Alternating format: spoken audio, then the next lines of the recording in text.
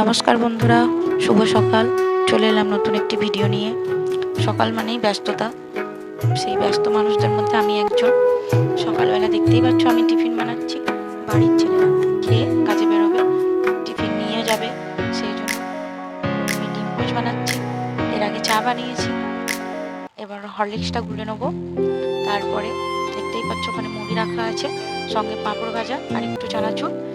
সবারই দৈনন্দিন জীবনে কিছু কাজ থাকে, তো সকালবেলা উঠে আমার এই কাজগুলো করতে খুবই ভালো লাগে।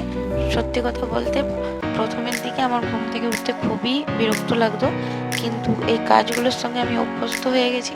এখন আর অত বিরক্ত লাগে না, এখন এই কাজগুলো আমি খুব আনন্দের সাথেই করি। সকালের ছোট ছোট কিছু অভ্যাস আপনার দিনটিকে অনেক শক্তিশালী করে তুলতে পারে এবং জীবনেও দারুণ পরিবর্তন আনতে পারে। দেখো এখানে আমার খাবার প্রায় রেডি, এবার ওদেরকে খেতে দিতে হবে।